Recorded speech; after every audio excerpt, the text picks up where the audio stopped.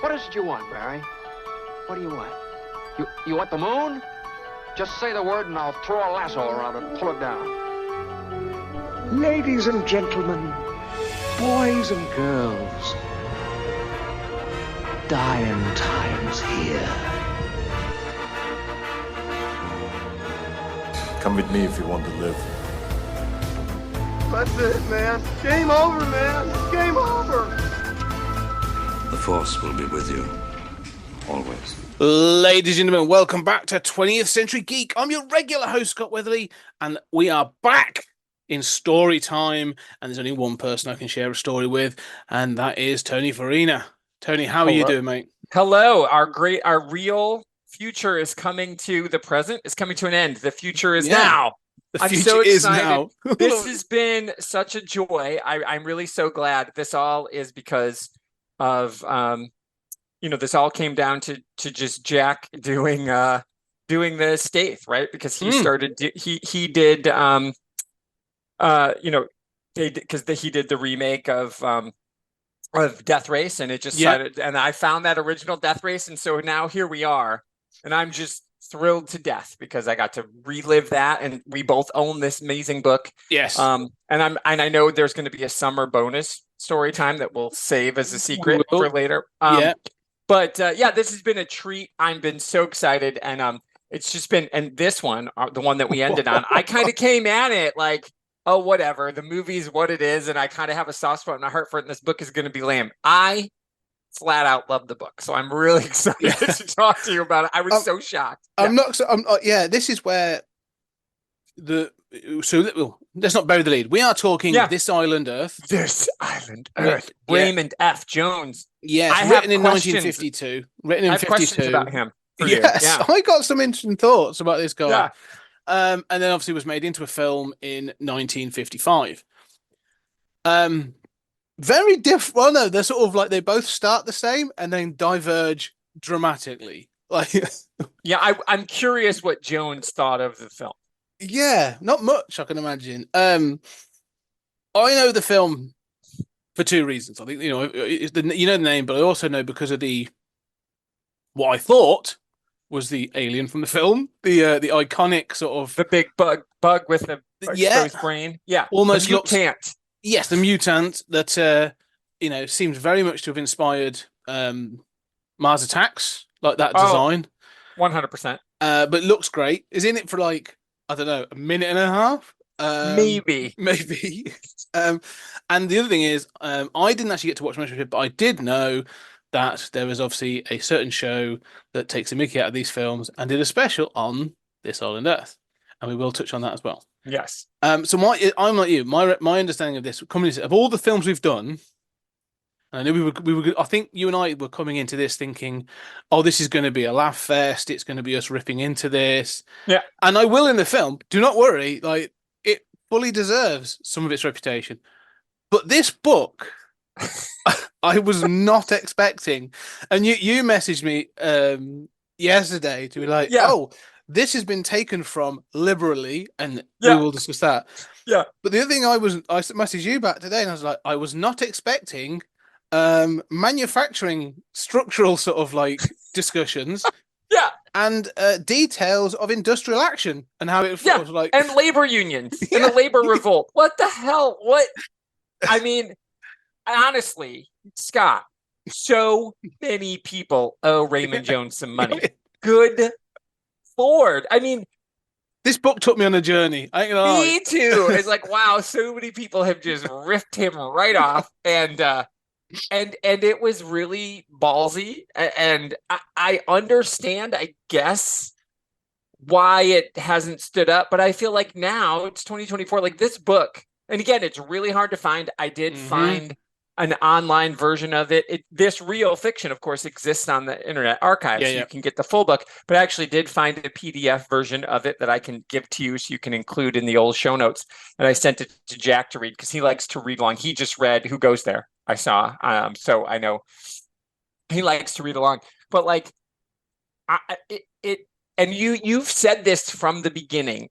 These stories are so hard to find, and it doesn't make a lot of sense. It does not. This one in particular does not make sense as to why this isn't I mean, you could release this as a novella, you know, this and Who Goes There, and you know, I think some of the others we've sort of just like, you know, a paperback, like just an anthology of just 3 novellas. Yeah. Oh, easy. Yeah. Even in this book, you've got this Armageddon 2419, and Who Goes There, and then you're like, yeah, and this, and I'm just like, yeah. I just want to say I'm sorry, but like, yeah, this book, this is Forrest J. Ackerman and obviously Jean Stein. Yeah. Real Future is a little gem of a find. I know. $5. I bought it for $5. How much did you end up spending? I think £10. Amazing. I still couldn't believe I got it for $5. Mine, and it's a really mine even still has the dust jacket on it. Yeah, I've got more than my dust jackets on the shelf over there at the moment. It's insane. It's yeah, and it's in really good condition. So yeah, I mean, so enough about the story. So let's talk about the story. Let's talk about the story, please. So as you said, released in 1952, originally in magazine form, and then was released subsequently later on in both hardback and paperback. The story follows a guy called Cal. It's again, you got to follow some of these characters. Called Cal Jones. Cal Meacham. Cal Meacham. Sorry, yes, Cal Meacham, who is basically like an engineering specialist at a research facility, and he gets. It all starts with he gets sent a small part, so like a part that is usually massive. But they get sent this very, very small one, and he thinks it's a joke, and they test it, and it works. And then they keep asking for more. They go back to the company that should have provided the original part. They have no idea. The order was never made to them. So they realize that someone's intercepting it, so they send it again to find more. And then they get sent a catalog of all these parts. And this is like the first, it's wacky.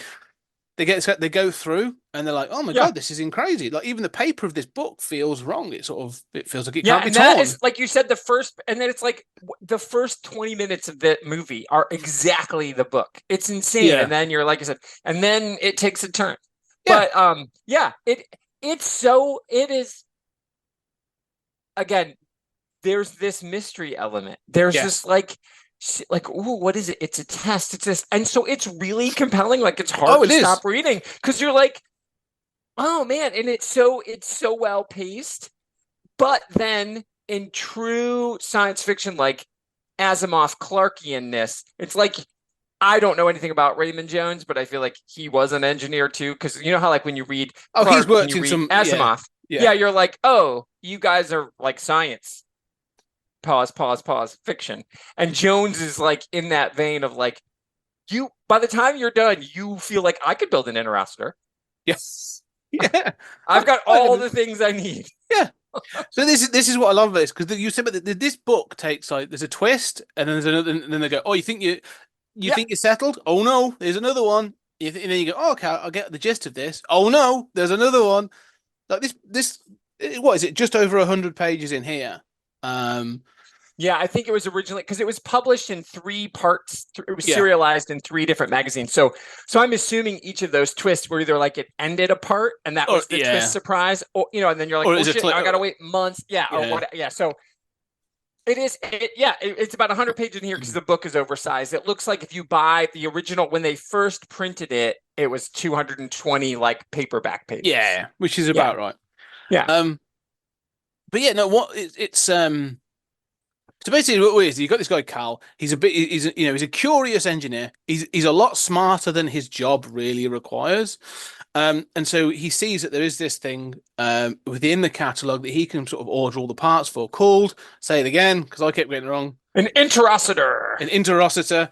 And so he orders the part, and there's 2 or 3. There's some lines in this which I actually laughed out loud at. Not because they are funny in the context of the story, just because. I don't know, it made me laugh. The detailing, because it's clear like he's worked in like corporate engineering as well, because he orders it with no care for the budget or the organization. And then when he turns up, his friend Joe Wilson says, do you know what we got charged for this? And the guy's like, well, I don't know. I'm surprised it got through. He's like, 2,800. And the guy's like, really? It should have been about 28,000. And I'm thinking, this is 1952. Like, that's a lot of money. It is.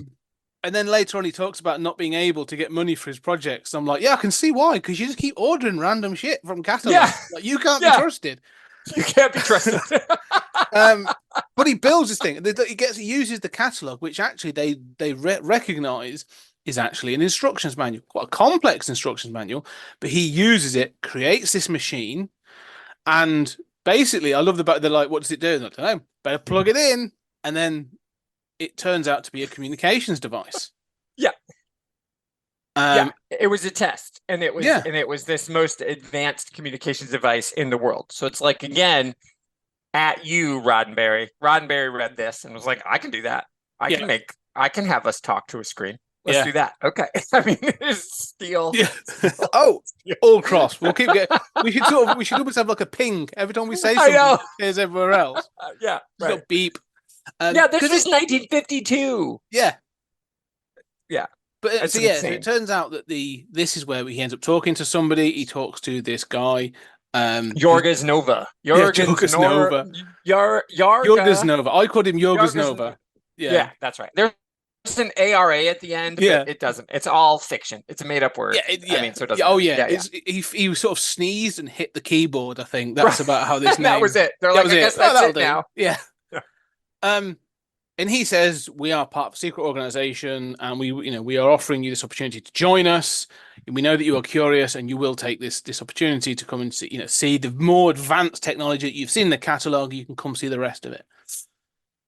And I want to sort of that's a plane arrives and just whisks him away, and it's a pilotless plane. It's a drone.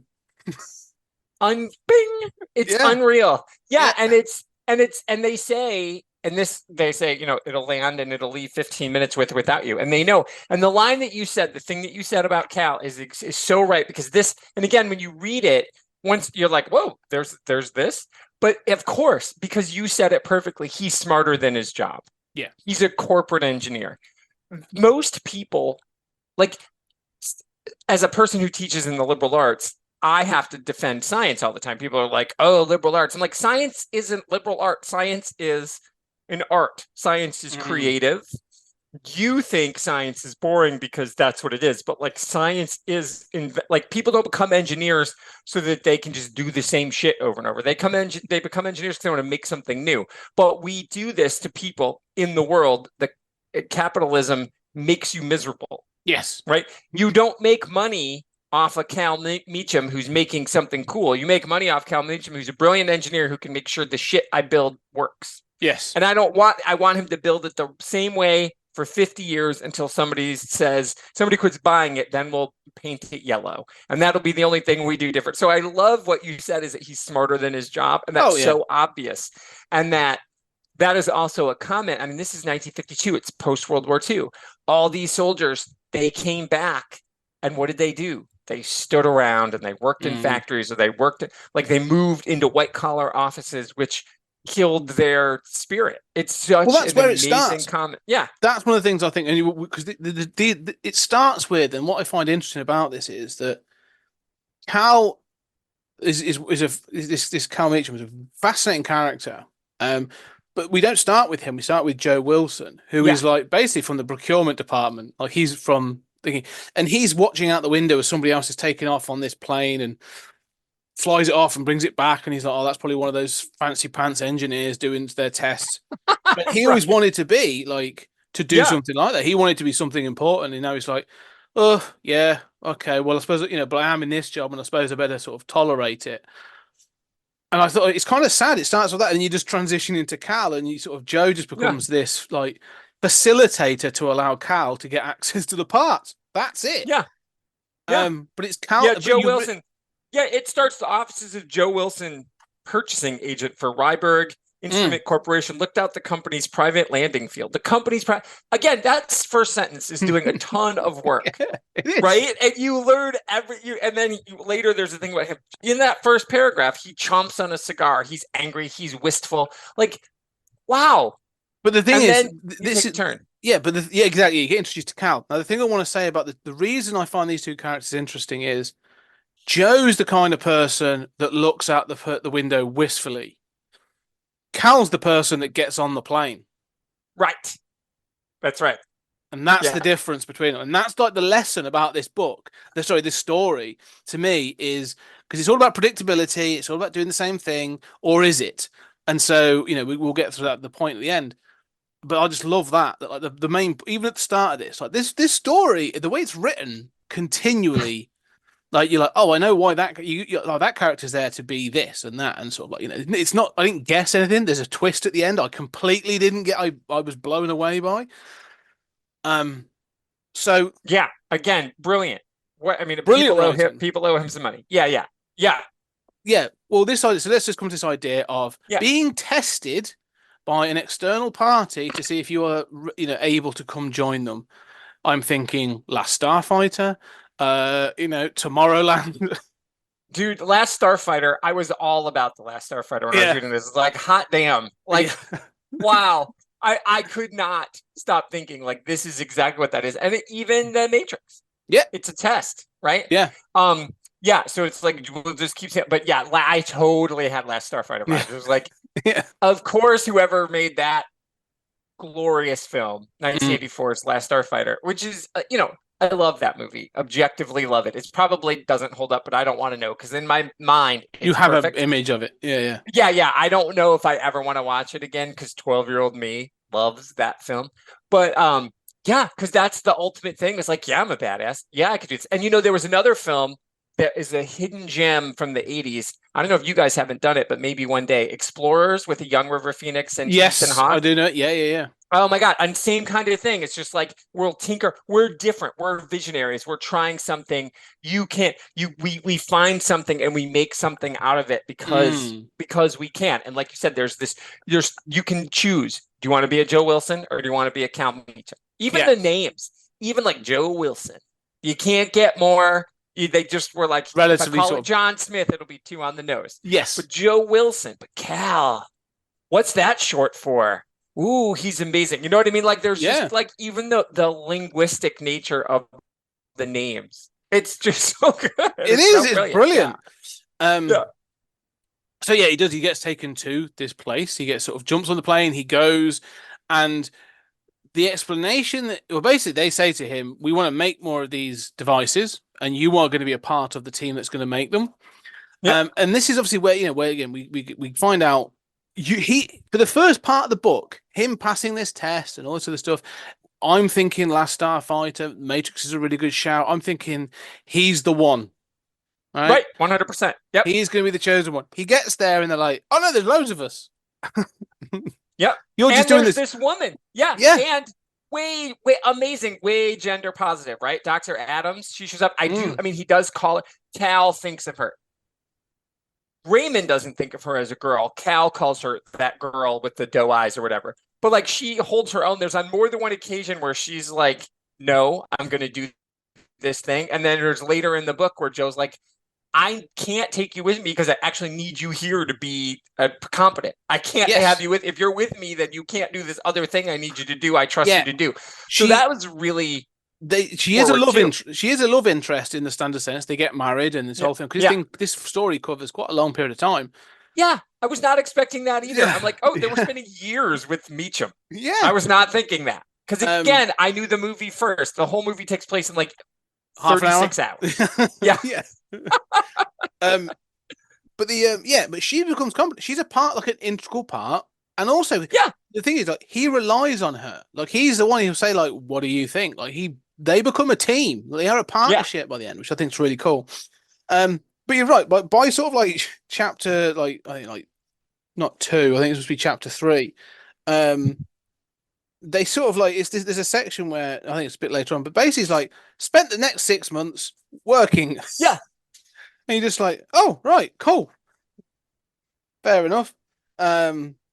So he basically just starts working on these interocitors, and they're building a production line. It's all about setting up a factory, and you're just like, okay. Yeah, cool. I was doing this before. Well, it's funny, and again, that's the bait and switch because it's like you said, he's smarter than the job. We're bringing him here. He proves he can build this interocitor. Well, so now, do you want to spend the next 6 months just doing that same thing over and over? No, probably not. but that's what he does. Yeah, he basically he keeps taking it apart and putting it together again, and Yeah. they've put him in charge of the plant. Like he is going to be in charge of the factory, and they've said like, you tell us how the best way is that we can make this work here. In but then Phoenix, in in the Phoenix, middle of in the middle of nowhere, and near Phoenix, because some of the staff live in Phoenix, and some live on the camp or on this sort of campus that they've got set up.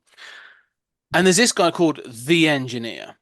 And he is the head of this organization. He's the Jorgen server number. Yes. Him. Yeah. We'll call him the engineer because we can say that. Yes. Which is, I think, and I also think that he's called the engineer because that's easier to write as well. Yeah. Right. I don't have to sneeze every time. Yeah. How did I spell that? Flick pages back to see how it's spelled. I made a mistake. Yeah. But you don't mean there's like an intermediary. There's a guy called Warner who's like the second in command. So you keep, the engineer's kept away, but eventually, sort of Cal proves himself, and the engineer decides to meet with him, and he explains that they are a basically, and this is where Tomorrowland shot into my brain. We are a secret organization of scientists and sort of intellectuals, and we are miles ahead technologically and scientifically than society and civilization. And we have been holding things back. So basically, we have been conducting all this science, we've been doing all this experimentation and all this building so that we can get ahead, so we can then manage what gets released into the world.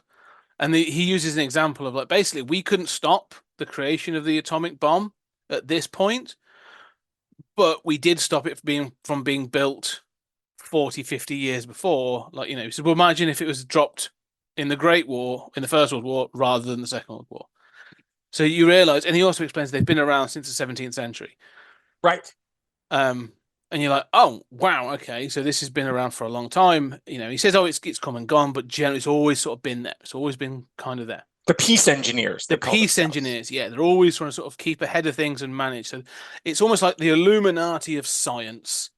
And I can't lie, I was thinking like the amount of conspiracy theories that seem to have stolen from this book as well. And we'll get into that 100%. As well. Yeah, like the whole plot of, we were talking off air about like Pulp Heroes and like the adventure, the Nicolas Cage the National Treasure movies. I'm like, oh, well, that's this. They whoever wrote that read this and was like, oh yeah. Instead of it being like the 400 years of scientists, but that is kind of what it is. Like that's the whole thing is like, because there's all those Rube Goldberg things in there. Every time they saw the National Treasure, it's like some weird sciencey thing that they invented. So science is at the root of it all. So yeah, I was like, wow, stole. Yeah, ding. So yeah, but he has this thing, and they're like, oh, he feels he is on a footing for good. Like he realizes that this is, maybe they're about to go on to the next leap, and they're going to start releasing these interosters into the world, and this is the next technological thing. And then he's also been introduced to Ruth, who he has taken an interest in, but also his old friend Ol, who is a Swedish guy. He definitely ran out of names for that one. Ol Swenberg. Like what? Yeah. What? We were going to call him Sweetie McSwedenberg, but they were like, that's a little on the nose. Well, Ol Swenberg, and he's huge, right? He's a big old Swede. I mean, he's everything you could imagine he'd be. And they were roommates in college. Yes.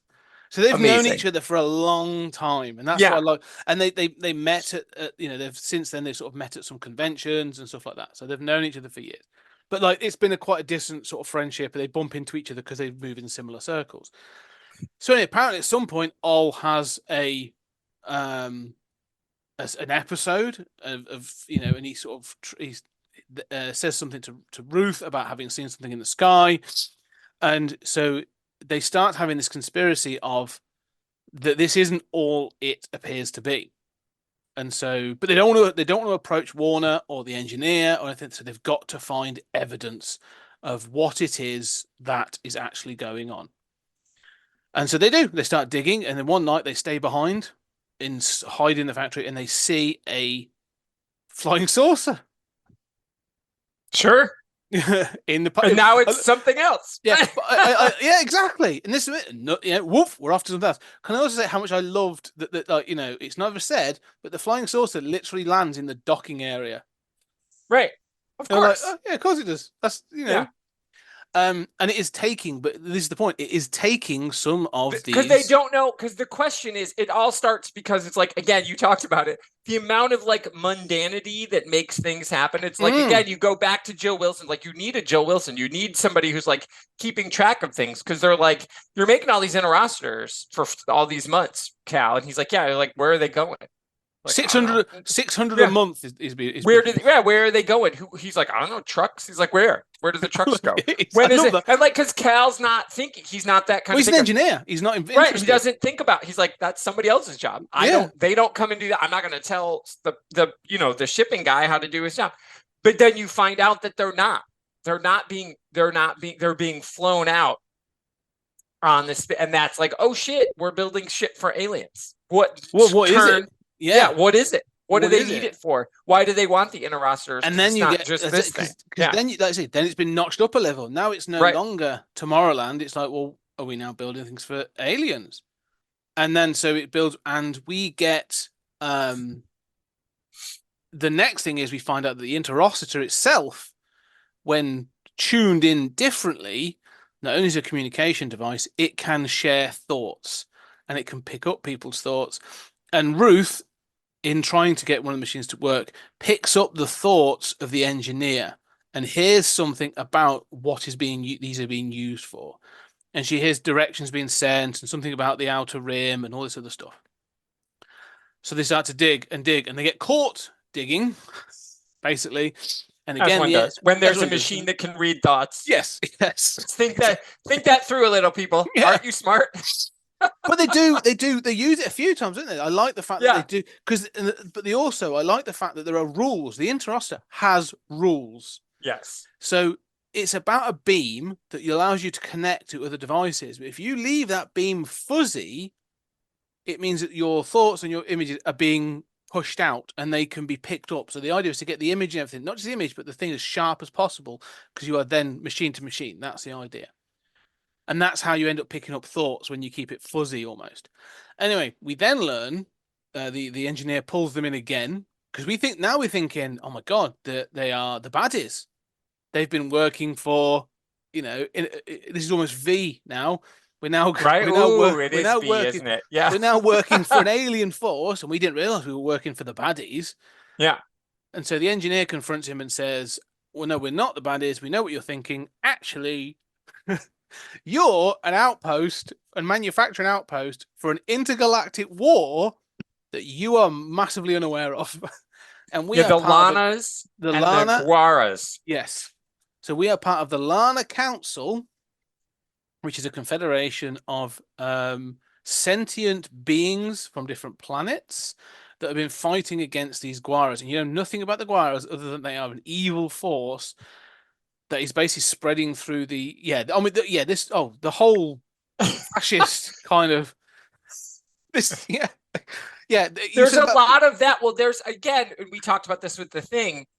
There's a lot of like commentary on, how did we get, because this is taking place after World War II, but it's commentary on World War I and World War II, but that post-war stuff, and the Cold War is now starting, and it's like hiding in plain sight, the things you don't know who you're working for. There's a lot of Overton window happening, like, this is what we do, and then we're just used to that. Yeah. And it comes in later. I mean, they talk about red agitators, communist agitators later on. I mean, it literally gets talked about. I know, and then there becomes, and then there's like the proletariat uprising, and there's like a union strike that happens in here, and you're like, what the fuck is going on? Well, I love the story. This is where, but this is the point. This is where the name of the book comes from, right? And this is why I love this story so much now, is because you think this is starting as a chosen one, almost like a white savior. Oh yeah, 100%. Even Cal thinks that at one point.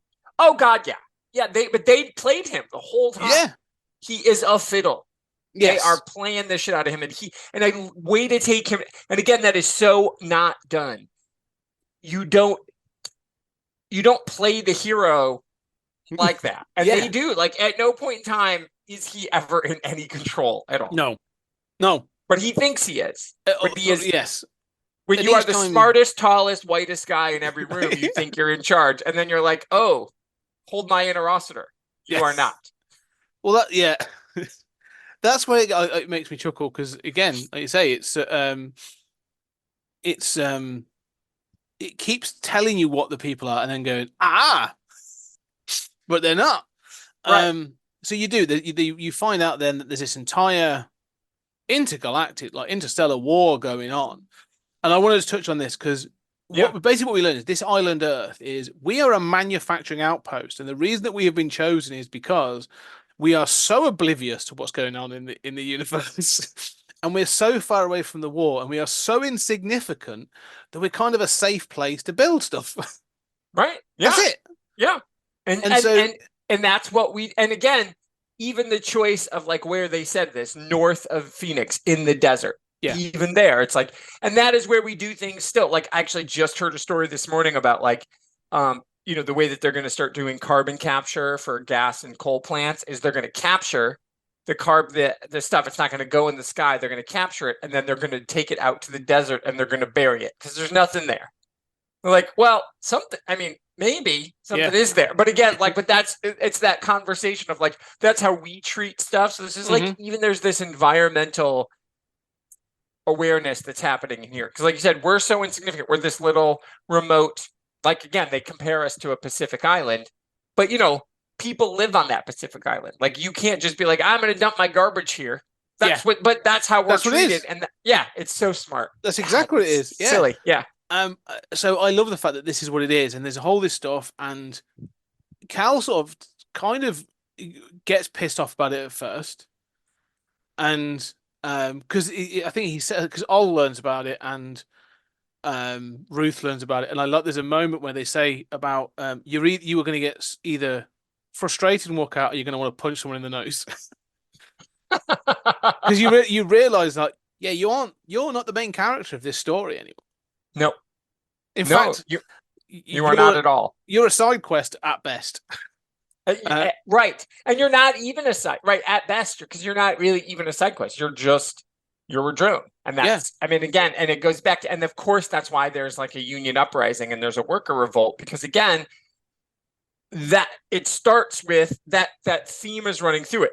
He's bored at work. His talents aren't being used. He gets rewarded. They bring him to a place and then they just have him run a factory where his talents aren't thing. And then it turns out the whole thing is that, like, not just Cal, but the greatest minds on Earth, not just in America, the greatest minds on Earth are nothing more than Joe Wilson. Yes. For an alien intergalactic race. 100%. Right. And you're like, fuck. And this is where you said about the language and the comparisons that is made in this book. The engineer explains this to the three of them, all Ruth and Cal, as basically saying, look, think about it this way. During the war, you were on some of those Pacific islands and you basically utilized native tribes in there to cut down trees to make way for landing roads. You're those native tribes. Right.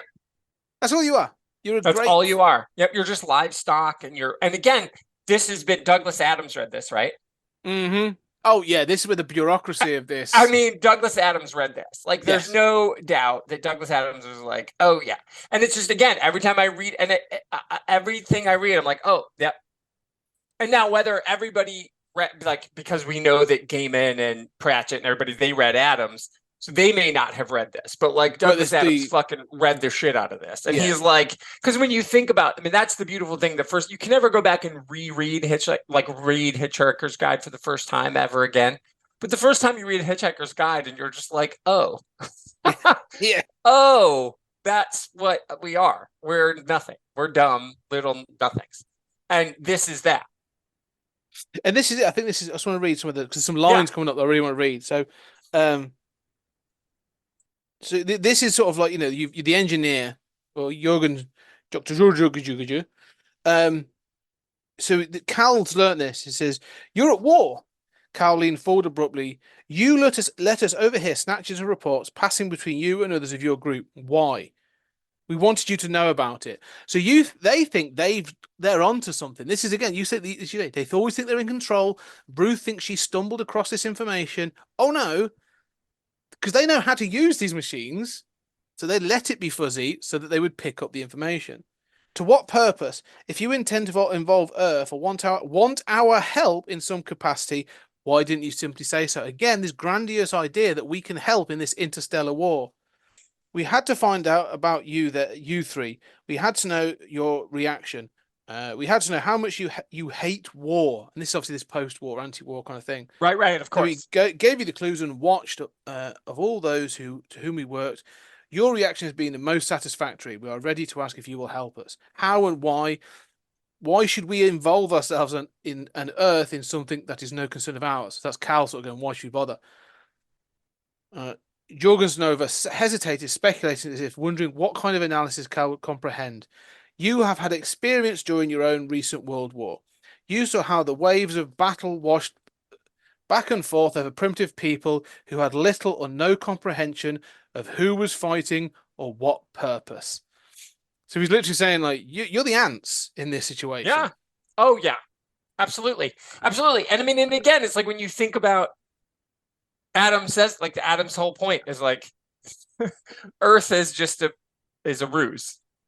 Right? Yeah. Like that at the end of that, like Doug Adams is like, Earth is a joke. It's a pit stop along the way to something else. And it was like an afterthought of something else. They're like Earth. And we're like, we're awesome. We're so great. And of course, so much science fiction is that, you know, the reason that I prefer science fiction to fantasy is because I feel science fiction is waxing philosophical, whereas fantasy is, you know, is not. Like, I don't like it. You know, there are places where they merge, and of course I do like some high fantasy, but like in its core, good science fiction is commenting on, like Ursula K. Le Guin always says, science fiction writers, we're not really writing about the future, we're writing about now. But it just seems like we're writing about the future. And that's what so he's commenting on this. It's like they're called the peace engineers. Again, the language, they're called the peace engineers. Why? Because then Cal and Ruth believe it. Yeah. They're like, well, they called themselves the peace engineers because no one would lie to me. I'm Cal Meacham. You know, and you're just like, oh, JK. Well, he even says that. He even says that several times. Why would they lie? And Ruth's the one going, are you serious? Right. Like, stupid man. Yeah, we went. Well, she even got. Yeah, she gets very frustrated with him towards the end. There's another paragraph, a very short sentence I want to read. Yeah. This is, again, the engineer speaking to Cal. It is possible that the people of your planet would never know that this war had ever raged, regardless of the outcome.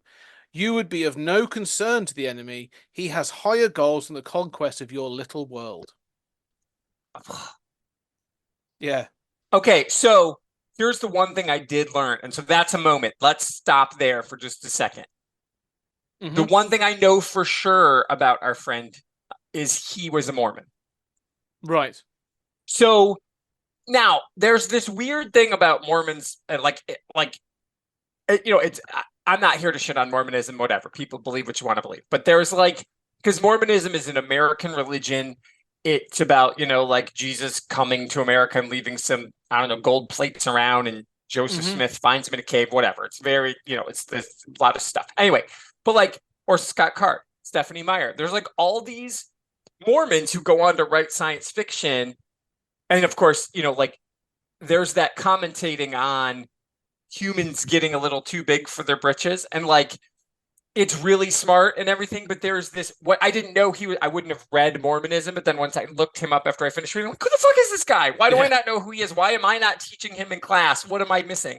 And to find out he's a Mormon. And so I just wondered, like, that line that you just read, is is this like, you know, if you're thinking Mormonism, like God is bigger than you, and obviously he's believing in aliens, so there's that other conversation about that. But is that what that is? Because that's what all of Ender's Game is. I mean, Ender's Game is stolen this too, and there's another Mormon stealing from this Mormon. But clearly, the Ender's Game, it feels like that. I mean, it keeps going in that vein, doesn't it? We are small. We are not a big, and especially the end, which we'll get to, shortly. But I think you're right.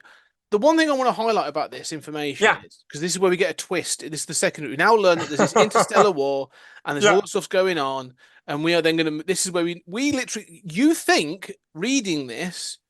Oh shit! We're about to kick it up a notch.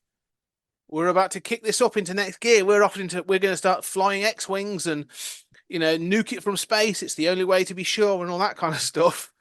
because you get a lot. You get hints. This is what I'm saying. You get hints of what this war is, but you never see it.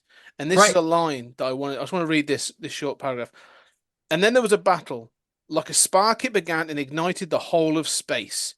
Vast forces that twisted and wove the fabric of space itself engulfed the ships, imprisoning them in webs of impenetrable time and space, and turning their crews into screaming things that would live forever. Jesus Christ, that is horrific and impressive. And I'm going, what the hell is it? This is like, Warhammer 40k kind of stuff. It's terrifying. That's going on, and we're like, Yeah. And I'm thinking, okay, where are we going? Where are we going? Labor unions. Right. What? Yeah. But it makes perfect sense though It too, does. because again, you're being exploited. Like people Yes. are being exploited. The rich Western white people and the rich Western Eastern folks during World War II, they exploited anybody they could. Like I had a friend in college, he's Korean. I'm telling you, they are not getting over it anytime soon. Like the Koreans and the Japanese aren't going to be friends anytime soon. It's never going to happen. And it's like, and not for like more generations, because even Ted, who's our age, he's still mad. And I was like, dude, you were born in Seoul and you moved here when you were 4. Like you grew up outside of Detroit. You have a sister called Leah. Like her middle name is Bunny. She's American. Like yes, she's Korean, but Yeah. But that rage, both Leah and his little brother Sean and himself, they all still had that goddamn the imperialist Japanese, whatever. I'm like, well, that's not them now, but it doesn't matter. Yeah. They can't let that go. So because all throughout war, you're always exploiting somebody, you're always shitting on somebody. And what can they do? They got to band together. They got to fight. They're going to revolt. They're going to sit in like right now. And I don't know if it's spread to Europe, but like a lot of American universities are shutting down right now because the students are protesting. They're just like, fuck this. The Gaza war has gone on too long. We can't handle this. We're just going to sit. Like some schools have just canceled finals. Yeah, Columbia. One school canceled graduation. They're not even going to have a graduation ceremony. I think USC, because they're like, what are we going to do? And so again, what happens when you feel insignificant, when you feel pushed, when there's nothing you can do, you band together and try to raise a ruckus. Now, in the grand scheme of things, this war doesn't mean anything. Even if you're aware of the war, you still can't process it. So you still feel like you need to do something, because humans in the capitalistic society are not comfortable just existing. You and I were talking about off air about like the essays you're writing. I'm like, if I could pay you to write that essay, I would just pay you to do that. I would just sit and write and think big thoughts. And there's people who want to go make money and do stuff, right? There's people who want to, like, the world will keep running because people want to do that, but like art matters too. People need entertainment. We want to be part of that. That's our contribution, but we can't. No. We gotta be cogs. But it's also like, so what do you do when you're frustrated by being beaten down? You join together and you try to revolt. So it makes perfect sense. But when I got there, I was like, what? Is there seriously like 20 pages of union strike happening in the middle of this book? What the fuck? It's amazing. I love it. It is. But it comes down to, like, again, this is what, when Cal starts, every time Cal has to recalibrate his position in this. Yeah. Because they literally give him a choice. They're like, well, you can carry on and we're going to do this thing. But like, so it becomes a story about the home front to me. This is like, okay, World War II, the home front. You cannot contribute to the war, the front line. Right. But you can create, these interruptions. Victory garden. Yeah, exactly. You can create these things. So you're, building for Britain and all that kind of stuff. Like, that's what this is. And so Cal's like, cool, then all my energy goes into making this as productive as possible. So they start to do that.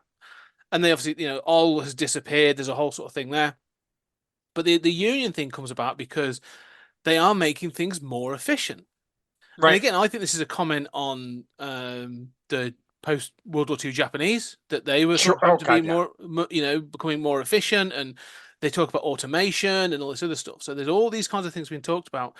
But they talk about this idea, and this is what I find interesting for this section, because you say it's about labor movement, but they boil it down to the fraternity and frustration of the worker, as you said, people clubbing together, and they look for there's like this thing of resenting the fact that you are just a cog in a machine and you're not an individual. And there's a great line where he says, basically, 9 out of 10 people end up getting to a job and they hate it. They don't want to do that. So, but they'll become good at it. but they need a vent. So every now and then the union will sort of flare up and we have industrial action. We go through the motions. They feel better. They go back to work. That's the sort of the notion. And they're waiting for a reason to vent. And it comes Right. this one guy his job role has been changed. He was a sort of a nut and bolt man. Okay. But they've automated that now. And now he needs to be able to use a soldering iron, and he can't use a soldering iron. So they've let him go. And so the union comes in and starts kicking off and saying, we're going on strike because you tricked this guy. He can't do the job. You've got to, you need to have employment and stuff. So they go on strike. And then you have this conversation about Cal starts explaining industrial action to these aliens. Right. Because the aliens are going, we don't have this anywhere else in the galaxy, in any of the galaxies that we work in, just here. What's wrong with you? Right. I know and again, there's a line in there that made me burst out laughing. So as a person who is a teacher who struggles with the teachers union a little bit, because it's like, do I think the coal miners need a union? Yes, I do. Do I think the auto workers need a union? Yes, I do. Do I understand that teachers, we work really long hours and we don't get paid for those hours? And if you break down what you get paid, and then people are like, you get summers off. Sure. But you're also working like 14-hour days during the 9 months, 10 months a year that you are working. So like you get paid like 15 cents an hour is what it breaks down to some days, right? Whatever. So I have a uncomfortable relationship with there's a tension there with it. Yeah. Correct. Me personally. But there's a line in there, and I'm pretty sure it's Cal who says it when the union starts happening. And he's like, essentially says, and I should have highlighted it, but essentially says like, well, they're just like ungrateful bitches. Yeah. How dare they? Like, and it's like, wow. And I laughed because I was like, wait, you're the boss saying that. Like, you're not the person. But I also understand, as somebody who isn't the boss, who sometimes is like, when like, the universities in particular, when like my job is stressful and I work at a university, and I'm not saying it's perfect and I stretch the imagination, and there's always problems wherever you work. But like when university professors go on strike, like let's take that down to like 3 from 11. Because you're not high school teachers, you're not elementary school teachers. It's a totally different situation. It's not mandatory. Like every 11-year-old has to go to school in America. But every 19-year-old doesn't have to go to college. Like that's a choice. So it's a different situation. So it's always like maybe you're being a little like yes, complain to your boss, do some work, get better pay, do that stuff. But like go on strike. Those kids are literally paying your salary because that's how their tuition works. So but it was just funny. I like laughed out loud. I was reading. I was like, oh my God, I didn't realize like Cal was going to be a union buster for a minute. Like what the fuck? Raymond Jones has quite strong views on unions. He sure does. Wow. Because that's the point though. He says, because at one point, like the engineers, like we don't get this. Like, right. You should be clubbing together. And this idea of fraternity, of coming together for a cause. But Cal makes a good point. He's like, yeah, but I can't tell them the cause. Right. We can't tell them this is for an interstellar war. They don't really know what it is they're building. They just do their job. Right. And when there's a lack of information or a lack of communication, they get antsy and they get nervous, and so the strike comes about. But there's definitely the feeling of unions. I know it was like really, and I couldn't, because again it was both things. It was like, well, of course this is inevitable, and people like all of that, and then it's also like these ingrates. You're like, wait, which is it? But again, I do think that's really but on reflection, because in the moment I just kind of laughed and was like going along for the ride and having way more fun with this book than I thought I was going to have. And like really, but then upon reflection, I'm like, oh, that's the point. He wants us to feel conflicted. There's a thing about showing both sides, and then there's both sidesism, right? Like both sidesism is bullshit. That's what Trump does. Both sidesism is what certain people say. They're like, well, if we let a gay person talk, then we have to do both sides. No, you talking, straight white man, is the other side. You standing up here saying we ought to have the other side. The fact that you have the microphone, you're already represented. So you don't have to say, if we let a queer person talk, we have to let a straight person talk, because 90% of the people are straight people talking. So you already have the other side. So like both sidesism is bullshit. But having a conversation about opposing points of view is what really good philosophical science fiction does. And that's what this does. It's like, oh, I walked away thinking like, oh, I agree. I think he's probably pretty anti-union, but at least he was open to saying, like, he put, he's like showed the dissenting opinions. It's like, these people had a valid concern. That guy, this Charlie Bucket's dad has a concern about his job being taken away. God damn it. And I think that is valid, and he shows it. So no matter where you are, you can leave the book going, I'm going to have a conversation about fucking labor unions now in this island Earth. Who knew? But he comes away, and it then gets to industrial structures as well, and how to deal with labor unions. Because he says the bigger a thing is, the more likely you are to have this, lack of engagement, and this sort of thing is always going to result. He says it's inevitable. The bigger the factory, the bigger the plant, the more likely this is to happen. And also, we can't keep this secret anymore, because if they kick off with industrial action, then the media gets involved and government agencies get involved, and all of a sudden we have to justify what it is we're doing in this factory. And we can't have that. So they start to struggle with this fact that they've got to keep it secret. And but Cal's solution is really interesting, because he's like, well, we've got to diversify this. We've got to sort of like break this down into little chunks. You've got everything centralized in this one plant. We've got to break this down. So we've got like manufacturing hubs in places, or manufacturing centers, that then all the parts get brought together to be put together for an assembling hub. And he says that way, they're too small to have a union and stuff like it. There won't be that percent, because you're only making the wheel. You don't know, right? And that's it. And there's only 15 of you, so that's I know. And they go on an international tour. Like, they literally list up all these countries. They go to South America. They go to Europe. They go to France and England. They go to Dakar. They go to the Ivory Coast. They literally have people making things out of ivory, which is suspect at the best times. But they go through this thing, and he's like, "Well, look, what you've got there with all these small hubs is what you need here. This is how we break the unions: is that we break them up and we have it assembled on this." And this is the bit where this is again like we get a slightly another twist, really, because then you sort of realize that we've talked about the Lana Council. Yeah. So the engineer is not in charge. He's just another cog in a large. Everyone has a boss. Yes, and everyone does have a boss. Yeah, and Cal sort of calls it out. He says, "You put me in charge of." Literally, they were going to put Cal in charge of global manufacturing for Earth and all this other stuff, which is why they went on this international tour. But he's not allowed to make decisions. He has to escalate them to the engineer, and the engineer then takes them to the Lana Council. And so Cal has a bit of an outburst where he's like, "No, screw you then. If you're not going to let me do this myself, I'm done. I'm out." And they've gone to, by this way, I should say, this argument happens on the moon. I forgot to mention that part. Right. The backside of the moon, Luna, is where they are from, where they live, where they have a hub. They have a base there. This is where the Luna on the Council dark side exists. of the moon. The reason the dark side of the moon is there. And again, how many movies have stolen that? Transformers, Dark Side of the Moon. Bing! There you go. Yeah, that one really shitty movie with Patrick Wilson and Moon. Yeah, there's this. Was it just called Moon? Moonfall. Oh yes. With him and Halle Berry. That movie was god awful. But boy, did it know it. I don't know that it knew it was bad. I thought it was terrible. Yeah. But also, Dark Side of the Moon. That was the one where the moon is hollow. Yes. The moon is actually a satellite, and there's secret aliens. So again, bing, just steal. Yeah. So right, you forgot to mention that they're on the dark. And again, the Overton window of what Cal's willing to accept. Because he's first like, "Oh, this." He's like, "Oh, that's shocking." And he's like, "Oh, I guess." And now this. Now he's like on the moon, and he's like, "This is it. I'm gonna leave. Where are you gonna go?" Yeah. See ya. We own you now, Cal.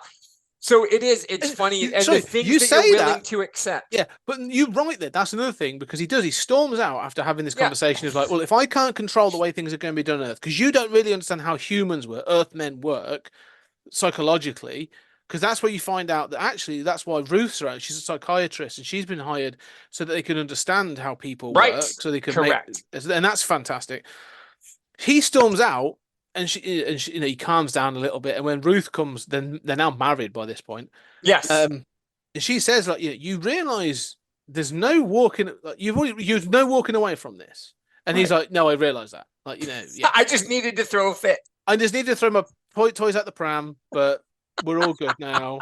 Let's carry on. Oh, it's again, what a roller coaster. Yeah, and to find out that Ruth is there, how all the things she is, and that she's there, she's essentially like, mind control a little bit. Like she's not, but she's way more not invested, but just like she's like, this is it. Like she's found out that there's an interstellar war and that humans are insignificant, and was like, right, okay, so what do I do to make the best of that? Like and again, a commentary on the only mom in the building, like on the Wendy factor, right? On the idea, now that was written before this, but the idea of there's a woman in charge, even though she's not in charge, even though he calls her dear and pats her ass and darling, whatever. But she's clearly the boss. And that is the family dynamic of all things. You and I were talking off air about like decisions we make in our lives that our wives agree with, which really is us saying like, would that be okay?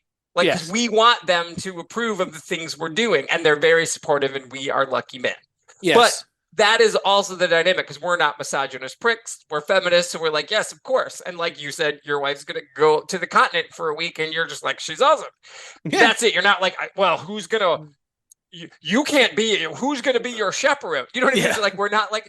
But the fact that commentary is here is that on the guise of all these like men and male type characters, because all the alien characters are very male, there's the one woman who's really the only one who knows what the fuck is going on, and again, way ahead of its time for him to just have that commentary there. Well, there's a line at one point where you kind of feel like, is it being misogynistic? And then it's like she just becomes so integral to the thing. When they first get together and they go out for dinner, and he picks her up, and it says something like, Cal couldn't imagine, she's wearing like a grey evening dress and a corsage and stuff, and it says Cal couldn't imagine an MD or PhD in that dress. And I was like, all right, you chauvinist, but like, but by the end of the book, he's talking to her and saying, we have this massive interstellar problem. What do we do? What do we do? She's the one. Right, she's the one. And she's not... Again, she's duped by the final turn. Yes. Everybody's duped by the final turn. I was duped by the final turn. But then once you know the final turn, which we should tell everybody, spoil, if you haven't read the book by this point in time, the big final turn is coming. And again, John Carpenter read this. Yep. The final turn is that Ole is a fucking sleeper agent and has been a sleeper agent the whole fucking time. It was the long game since college. It wasn't like the whole mind warp thing. It wasn't that his mind got warped in the way they think. It's that his programming, like they were fighting his whatever, his program. They were trying to like reprogram, but because he's not human and he's not Lanin, he's Gwaran. Yeah. And so he's a human looking alien who's been living on Earth for decades. Yeah, for this purpose. Yeah. It's like he was put there on purpose in Cal's way. But it comes down to this whole point we will get to in a minute. Because the other thing that happens as well is there's an announcement that comes when they're on the moon, that they've had this, there's been this line, there's this chart that shows the battle lines, very much like World War II or World War One. Here's the trenches, here's where our battlefront is. Yes. And all of a sudden, there's an announcement that the Gwari have broken through. But instead of doing what was predicted, which is what we'll get, the predictability of this, they've actually changed direction and they are heading for Earth. Right. And like, dun, dun, dun. And the Lana Council can't fathom this. They don't understand it. Because at one point they think it's because of this Interocitor production. Right. But then they're going, but you may be one of the better production men, but we've got loads of them. Right. You're literally got these all over the place in different galaxies, different solar systems. So we don't know why they're targeting Earth. We don't know. And because they can't figure this out, like it's thrown them for a loop. And so, but that's where this whole thing comes about, because at the end, and this is where it ties into the union disputes. It does. Someone comes in and smashes up all the machines. And Cal thinks it's the Union, but he thinks it's been the Right. Union. He thinks this is industrial sort of sabotage. And when the Union guy comes in, he's saying, "Well, you don't know. These could have been communist saboteurs, or Right. Of course you it know, was. The Red Scare. They're agitate- hiding in plain sight too. Yeah." Yeah, that's And the he- whole plot of the Americans. And Cal's just like, "No, it was always you." And Yeah. they have this whole argument where he says, "Like, we might not even open the plant, Sodger. Like, you're done." He has like a proper like. Cal is very impulsive at times. God, I know. But then we find out that it wasn't. It was all, and these two aliens, these stinky aliens, these stinky, scaly aliens, exist in these transparent sort of plastic suits. And I'm loving all this. Where I'm like, oh shit, the alien stuff has come to Earth. This is great. Been there the whole time. Yeah. And I love it. And we find out that all has been a sleeper agent, or has been at least been a sort of a double agent. He was brought in by the Lana Council and has tricked them, but has always been placed there by the guard. Always tricked them from the beginning. Yeah. That's And a so- long con. And he tries to kill. He basically beats Cal over the head with something. And he kills the engineer. Yes. Yeah. Yeah. And so there's this whole thing then of basically look, they're coming. We now know that they've been shipping off information to the enemy. We don't know why they're coming to Earth. We don't know what to do about it, so we're doing one. We're leaving. We're going to basically abandon Earth to the Guara, and we're leaving to set up production elsewhere. Like, we're nothing more than an abandoned factory to them. And this is where I'm like, oh my God, these cold-hearted, like they're proper cold. Because it also describes what the Guara are going to do to Earth. Right. And they're like, because, again, this is, and this has been happening all over the place. And there's a lovely line comes later, which I'll mention. The Guara are going to turn up, surround the planet, and basically blast it with fire, and everyone's dead in a couple of hours. Literally hell on earth. Yeah. Everyone's gone. Nothing survives. And there's a moment when Ruth confronts Warner, who was the engineer's sort of right-hand man, and says, how can you don't know what this is that we're feeling. How can you leave planet Earth to this fate? And he just says, I know exactly what you're going through. This happened to my planet 30 years ago. Dun, dun, dun. And you're just like, fuck. And she's like, oh, I'm so sorry. Yeah. And he's like, oh. And there's this moment of like, oh, we're not special. There's been planets full of sentient life that have been absolutely decimated by this war, and we've been untouched. We are just one in millions.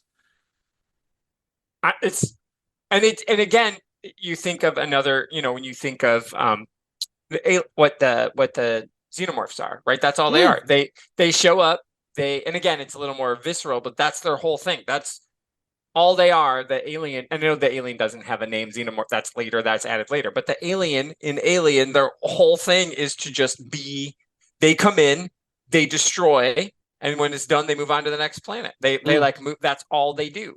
And again, this goes back to the thing from the other planet, the thing, this is the same thing. It's like, you are a parasite. You are sucking things dry, and you're moving on to kill the next thing, because that's what you do. I mean, it's capitalism. It is. All right, we're not going to make money here anymore. Move on. Leave it. Well, we ignore the workforce that we're leaving behind, the families. We're going to go somewhere cheaper. We're moving our. Yeah, well, I mean, you think about what in America we call it the Rust Belt, and I know you guys have parts of your country too. We have where Wales. You have Wales. I was just going to say, oh, poor Wales. But the coal industry, the mining, industry, but the manufacturing of the Midlands, Wolverhampton, and the Black Country, same thing. Yeah. But they're like, but why would you manufacture there when we can manufacture in China or India for and we don't have to see it. We don't have to see the exploitation of the children and the destroying of the land. It looks nicer here now that there's nobody left, and we've blown the top of the mountain off. Everything's fine. Yeah, I know. It is a journey.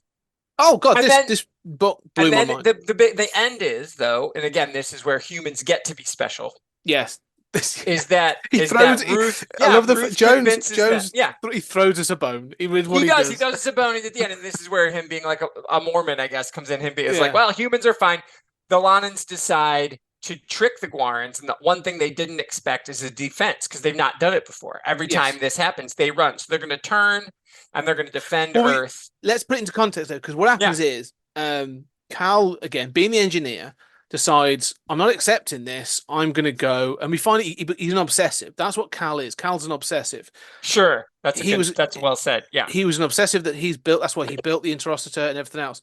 He looks at the full history of all the wars between the Lana and the Guara and starts looking at all the battle plans and all this other stuff. And he can't figure all this out. He's like, what, how come the same thing happens again and again? They attack, you retreat, or you attack and they do this. And Warner explains, well, we've got these basically like these quantum computers that has all the information of all the AI basically has all the information in the thing. And again, that is what happens in atoms. That's what that's the end of that. So it's like, oh, a computer made this computer. Earth is just the computer that was an offcast of a different computer. That's spoiler alert for those books. Sorry. Yeah, no, it's easy. Yeah. For these old books from 40 years ago. But yeah, he basically he says, oh, we always listen to these predictability computers. They tell us what the best outcome is, and this is how we've done everything. And Cal starts to run back with all his relationship with the engineer and says, oh yeah, like he would never make a decision without knowing the predictability, like the statistics of what, the stats of what could happen. And so he says, so he looks and says, this is what's always happened. You've had this, they've attacked, you've retreated because that's always what's happened. They know you're going to do this. They're doing something different now, and it's thrown you for a loop. So you've got to do something different. And the best thing you can do that will scare the crap out of them is you will defend something because they know that your predictability is to survive. You've got to retreat. So you've now got to attack and defend Earth because it will confuse them back. This doesn't mean success. And I love the fact that, again, Warner says at the end of it, he says, it's not guaranteed. Like it's giving us a chance. It's giving Earth a chance, but this isn't a victory. This is the first step. And the council agreed to it. And I was just like, boom. It's amazing. I know it's not, they're not necessarily going to be an 18 montage. Lots of people are going to die. Yeah. And I finished it late at night one night, a couple of weeks, whatever, and I was like, and I know we spent almost an hour just talking about this book because it was a fucking journey, man. Oh, it's amazing. It was so good. I hope people have read along. And if you didn't read along, we have spoiled the fuck out of it. Yeah. It is a journey. It is thoughtful. I am 100% going to read it again. Oh yeah. I think this is a book I'll come back to. There's so much, it's a roller coaster, but what I love about this is what because I picked up Armageddon 2419 AD. Sure. They paperback the formed Buck Rogers just the other day. And so I'm flicking through that and I'm like, that's a white savior narrative. I love John Carter. Right? I love the John Carter novels. Yeah. They're again the same thing. Well, Burroughs is all about white savior, right? Oh yeah, 100%. Tarzan, John Carter. That's his whole. He did Conan books too, right? That's his whole thing. He did some later, but this idea is, but this book is the exact opposite. And I kind of love it for that, where it's like, exactly like you're not special, you're part of a machine, but that's not a bad thing. You can do a good job. That's the point. Like, but you've got to have imagination and you can enjoy what you do and all this stuff. But like the fact that this book goes through so many things, the Hollywood, and we'll jump onto we'll get there next. Quickly. Yeah. The Hollywood interaction is to have yourself a Rex Reason that goes off and becomes the hero.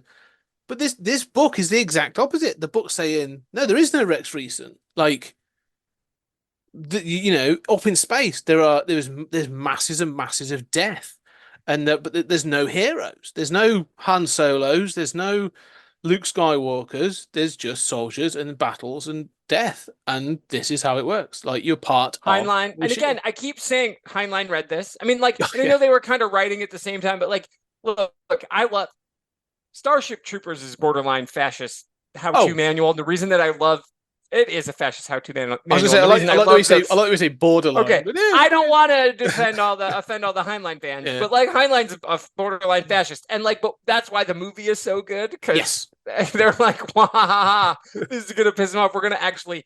You said it in Argentina, and we know you're a fascist, and we're just going to actually cast white people, and we're going to really make fun of you. And I love everything about that film. And I've read, and of course I've read Starship Troopers. I've read the books. Yep. But like it's this, and again, but Heinlein again has read this idea, like, and of course, when you think Roddenberry's whole thing is this isn't about just a white savior. It's what do we need? I mean, sure, you can say Kirk and Picard and but it's not. It's always the team. Yes. Especially when you get to my favorite Trek, Deep Space Nine. When you get to Voyager, it's like you've got a captain, you need a captain, of course. And all the captains are awesome. I love all the captains. But like it's always the team. It's always the crew that solves the problem. And that is very like working together. Like almost always the solution in Star Trek is either Kirk does something totally wacky and unpredictable, which is this, or they work together, which is also this. Yeah. It's bananas. I just want to say one of the things, I think I want to touch on this. There's been so many stories in this fantastic book.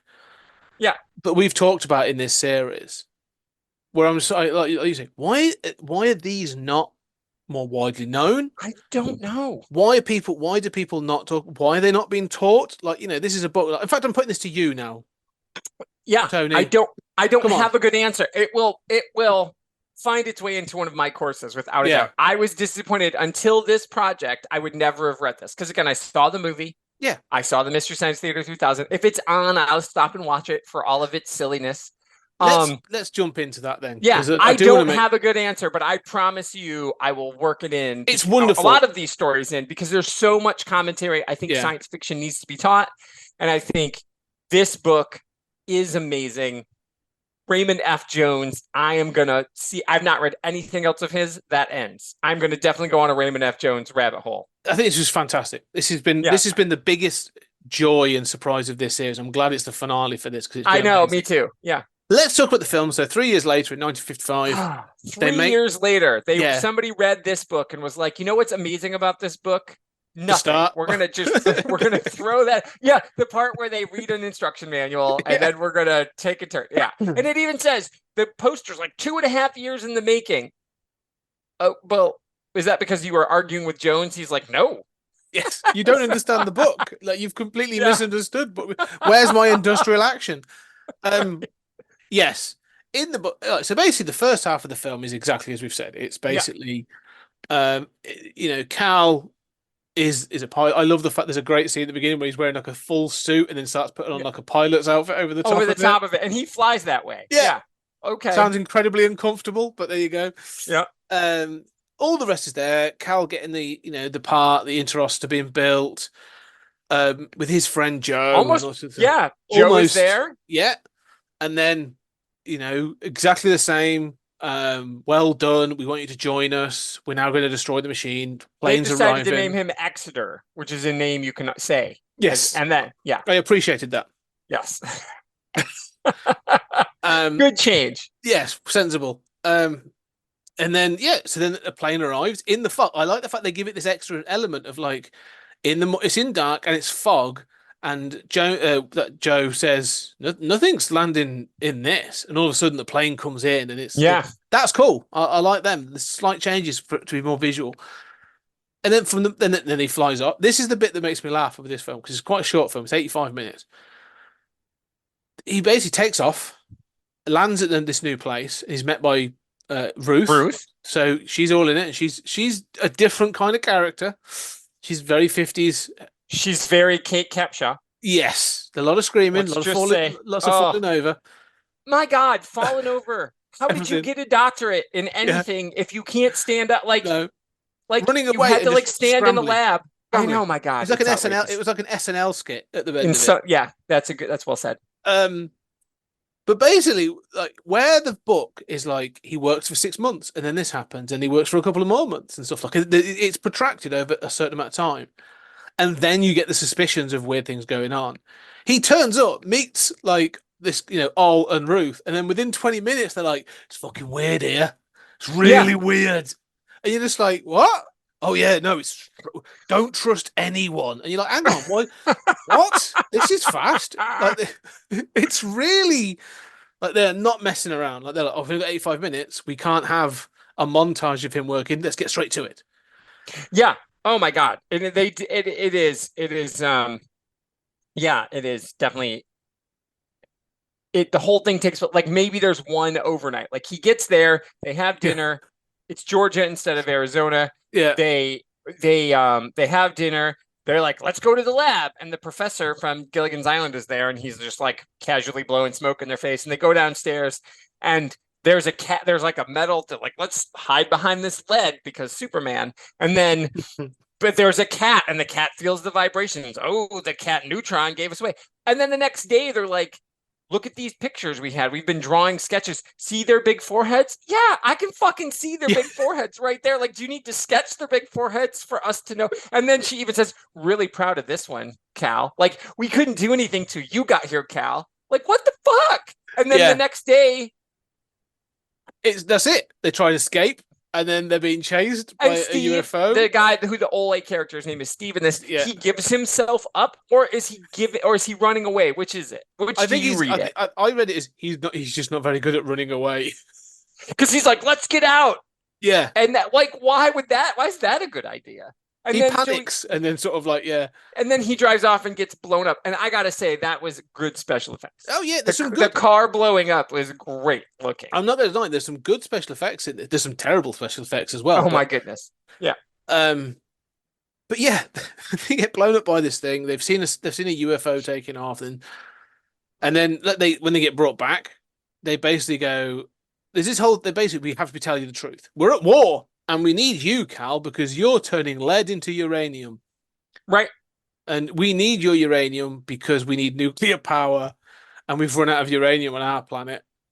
And so what our solution is to take you, just you and Ruth. Like, there's even a line is like, we need uranium. Well, did you bring any? Did you bring anything with you? Like, how is bringing Cal with you? Yeah. Instead of good. There's an intermediate result here. Instead of trying to turn lead into uranium, are you mining uranium? Right. What about that choice? What? No. Oh, okay. Okay.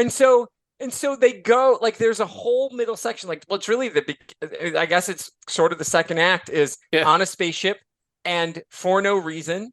And they're wearing different type pants.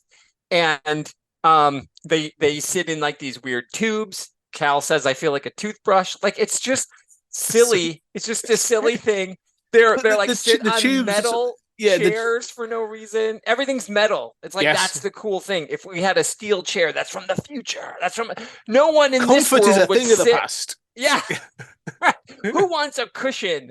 I'm just gonna sit on this steel bar. Yeah. That's even their chairs are stand-up chairs with like a thing for your ass. I'm like, to rest on. Yeah, that looks like it's going to be sciatica. That did look really uncomfortable. No, thank you for that. Is that I just put my so it's this whole weird middle section that's taking itself like I don't know. I can only imagine what somebody in 1955 thought. They were like, oh my God, that was the most amazing thing. I can't believe I didn't notice they were aliens with their big giant foreheads. Because the orange as well. I mean, they are Trump orange as well. They are. But then when they get on the ship, because there's a black and white version and a color version. I watched the color version. I watched the color version. Yeah. Yeah. So when they get into the ship, they're purple. Yes. For no reason. Everybody's purple. Cal and Ruth are purple. There is a reason. The reason they go into those tubes and they sort of there's a light over them. Pressure changes. There's a pressure change and a slight atmosphere change, so they've got to be prepared for the planet. But when they come out, they're purple. It's purple. You're like, you're like Violet Beauregard. Very Oompa Loompa happening. But there's this scene before they leave, before they blow up their mansion, that Cal shows up, White Savior shows up, and 10 minutes later the whole fucking place blows up. There's a German guy and a Japanese guy and a Swedish lady. They're all dead. They're all dead now. Good job, Cal. And but you learn that Exeter, he's got a sidekick called Brack, and they are contentious because Exeter believes in humans. But Brack believes in the mission, which is, like you said, there's always somebody in charge, which is to mine, to treat this island Earth, to use us as a resource. That's the only moment in the movie that remotely remembers what the book was about. That, humans, we're using the humans as a resource. We're using Earth as a resource. But in this, there's one guy, Exeter, who likes humans enough to save two of them. Yeah. But Adam and Eve. Yeah. you get the annoying thing, and I hate this trope now. There may have been a time in my life that I'd accept it, but now I just detest it as a trope. Is this thing of going sort of like they're a resource? No, humans are good. They create Yeah. beauty and things. We should save the humans. But I'm going, Mozart, there's a conversation about Mozart. yes, exactly. Yes. There's always that sort of thing. And I'm not going, I'm a human. I've said, no, like, we're not. If you can leave the rest. I watch the news on a daily basis. Yeah. Like, I've seen We it. suck. We're really not doing well. If anything, kill us off and leave the planet. I'm all for that at this point. Like, Yeah. kind of yeah. like, Well, there's a line because obviously Men in Black stole a lot from the book as well, right? Yes. Like the mind wiping and stuff. And the mind wiping is in the movie too. oh, the But mind there's a wiping lot- paper. That's a great idea as well. Sorry, that was a I fantastic. know. Well, oh my God, it's so big. But there's a line in the original Men in Black, which I think is really. I mean, they're all fine, but that first one is so good.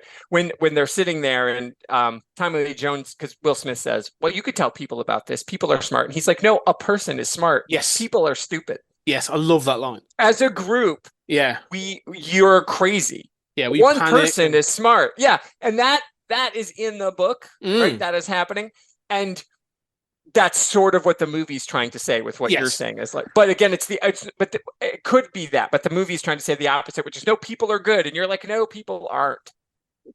People good. suck. Just- Basically, as you say. Mozart is good. People are dumb. Right. Yes, exactly. And so you get this thing back and forth. You've got this other person, the captain of the ship, who's obviously also purple. Yeah. And it kind of just goes round and round, like you say. And then they get to the this is the bit that makes no sense to me because they keep saying how important Cal is, but they go Right. to their home planet and they're being bombarded by this Sentient comets. sentient guys. Now that thought was Starship Troopers, when you got like Yeah. the ass blaster kind of like alien, when they're blasting comets that hit Earth, and one hits Costa Yeah. Rica and stuff, which starts the bug war. Which, complete side note, there's a whole theory that actually the bugs never sent that. It was actually one of the characters. There's a section of the film where they hit an asteroid by accident and it sets it off. I believe that. I totally believe Which that. I think is an even better satire. That I like that way. Verhoeven is, It's as we know, genius. as a It's satirical genius. genius. Yeah. So I Yeah. believe that completely. Yeah. But yeah, why take the person that's so important to you to a planet that's been bombarded? As we're like, we have to live underground now because the planet's been destroyed. What? Yeah, There's no reason other than they needed to get them to this thing, and they needed the woman who plays Ruth, Faith Damaru, Mm. who's she's she's fine. fine, but it's just tough because we just watched the thing and Hawk's thing from another planet, the woman, and then in the remake of the thing, you've got two like competent women doing things, Yeah. and in this one, you've got like Kate Capshaw, you got Willie Scott shrieking.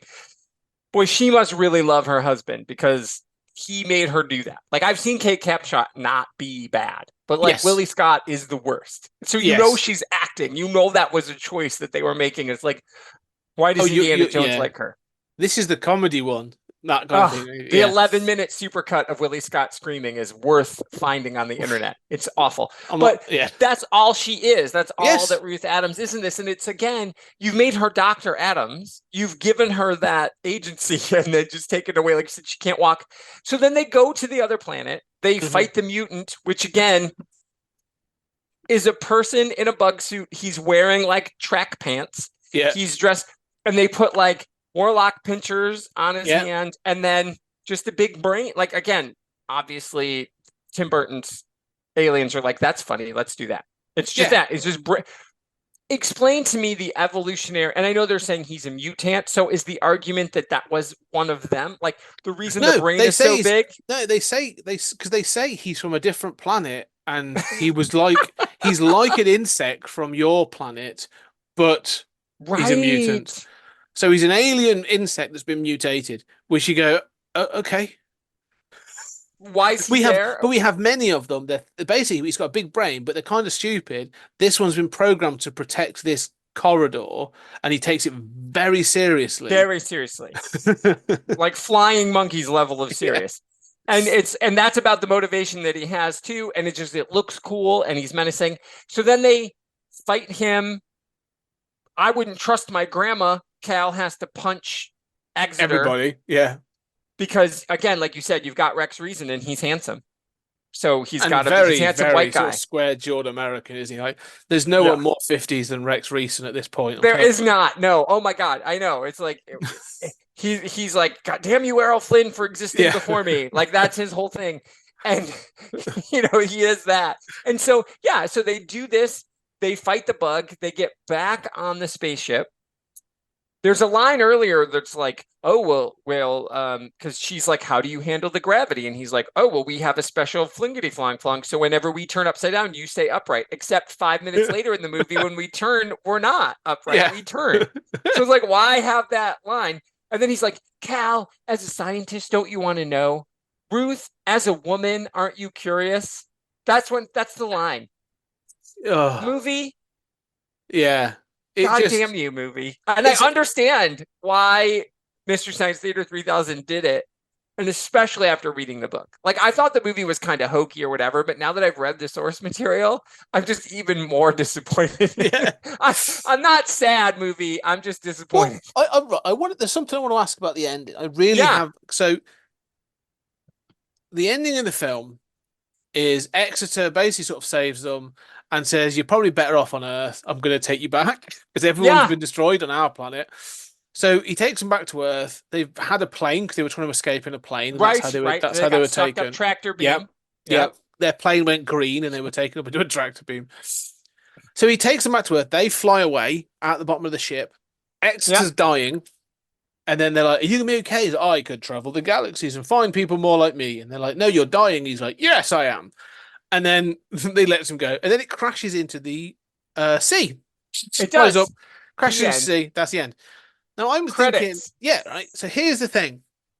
Well, you know that on their home planet, there was another planet. They've been at war for generations. Yep. So that other planet's won.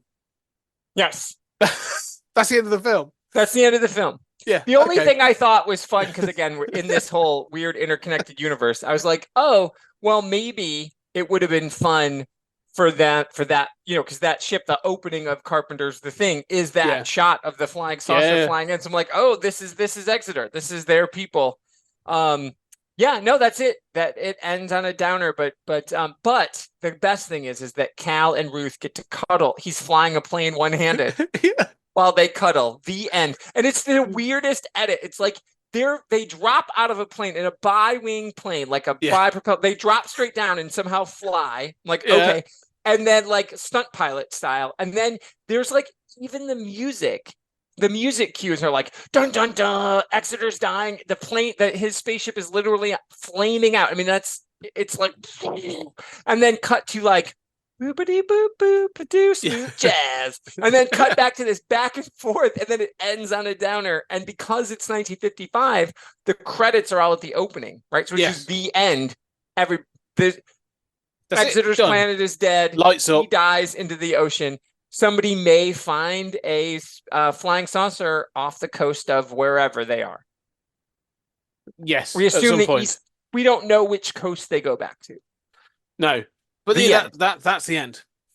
Amazing. And, and then they fly off, and Rex Reason just sort of chisel jaws his way into another job. Right. I watched the film first. Oh, so I was like, well, I mean, I have two in the world, but this time I read the book first. Sure, I hear you. Okay. So I watched the film first, and I was like, cool. Okay, it's a typical, very linear, very straightforward 1950s science fiction film. All right, I'm thinking